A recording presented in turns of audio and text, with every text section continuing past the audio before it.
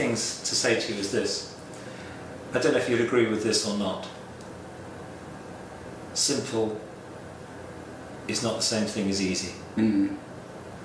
Do you agree with that? Yeah, I do. You said that in the talk and in the book, so yes, I agree. I mean, I'd love to know your thoughts as to why some simple things are really quite hard. I don't know. Give me an example of something simple. Will you tell me something that's very simple? So, for example, getting on the dance floor. Oh, that's simple. Yeah. Yes. Physically, it's simple. Yeah, Yeah. all you have to do, I mean, I've seen you walking, Well, the only thing that makes it difficult is your mind. Is your thinking, you know, what's going, your thought process is what makes it difficult. Right. If you just do it, it's simple. So we now need to reverse roles because you've put it better than I've ever managed to put it. I've written 5 books saying what you just said in a single sentence. Oh, you're the one that should be I nearly swore, the author, not me. It's all in the mind. So do you agree? I'm taking this through at a very logical stage, okay? Mm-hmm. Yes, yes, yes, yeah. I'm not trying to trap you. I'm just going with your mind, not mine. So basing all that together, do you agree, if it's all in the mind, that imaginary fears can only be fixed with imaginary solutions? I don't know that I've ever thought of it that way. I know, it's a big statement. Because, of course, the alternative is endless counselling, pills, various other techniques. But what I'm saying is, if it's all in the mind, the solutions must be in the mind. Yeah, that's true. Yeah, I'll buy that. Yeah. So let's summarise where we are. This is the scope. What we're going to do now is the most sceptical message on the planet. Because there's only what works and what doesn't work. We only know whether something works or not if we actually do it. And it will only work when we do it, providing we address its root cause, which is what happens in our minds.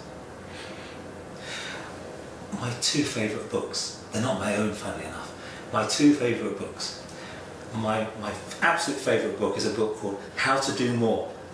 I can't actually remember the author, but it's a great book. It's about that thing. It's a great book, and it got me doing so much more.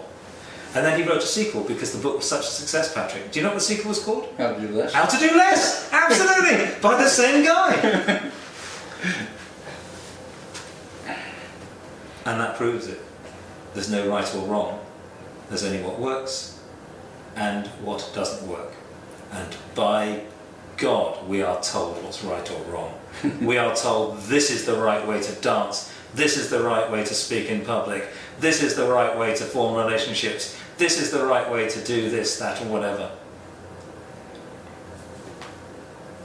Do you know why you are so sceptical? I don't know that I ever really gave it any thought. May I give you my thought? Sure. Because you choose to be. Well, obviously, yeah. But why do I choose to be? As you say, everything is choice, right? It's all in your mind, so everything is choice. So why did I choose that? Something in my past made me No, skeptical. it's nothing to do with your past. It's nothing to do with your past. It's a long series of conditioning. Mm-hmm. And when you were born into a land of giants. And those giants, your parents' friends, anyone bigger than you, which when you're the most impressionable age, between the age of being born and about 2 to 3, those giants basically told you opinions and you took them on board as if they were facts. And then, between the age of 3 upwards, you basically started going to junior school, and then you went to school, where you learned the difference between right and wrong. And just 200 years ago, if you'd written that the earth was round, you would have probably been hung or burned alive at the stake, because that would have been wrong. And basically this goes on, and then you go into teenage years when it's important to impress each other, and so other people's opinion of you are more important than the opinion of yourself. What I'm saying in summary, Patrick, is this: that in your life you'd have been told you're good or you're bad. You'd have been told you're right or you're wrong. And the fact of the matter is, you are. the only indisputable fact, the only indisputable piece of logic, and the only indisputable evidence is we are. I think therefore I am.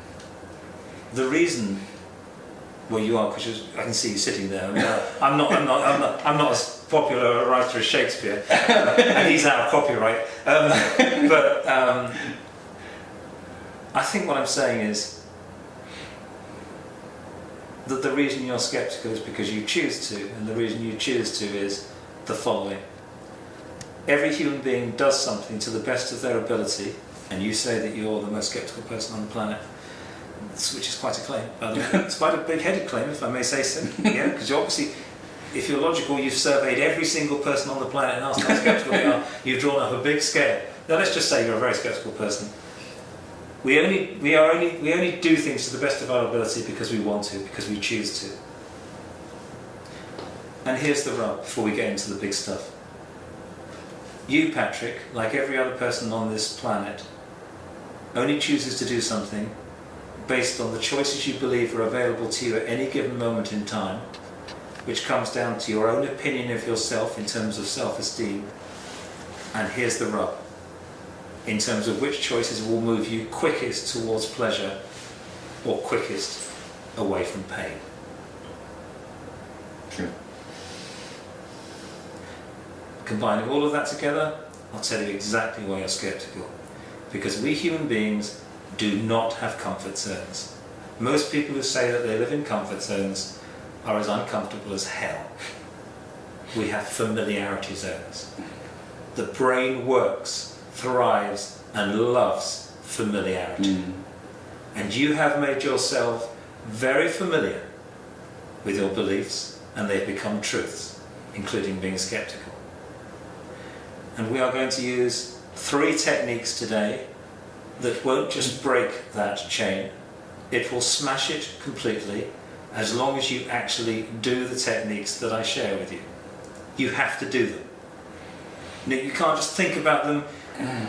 I can't sit here convincing you that they will work. The only way they're going to work is if you actually do it. Are you prepared to do them? I don't know what they are. No, I know, but I need you to tell me in advance. I'm not going to ask you to break the law. I'm not going to ask you to do anything embarrassing. I'm just going to share with you. Okay. You will. Great. Thank you.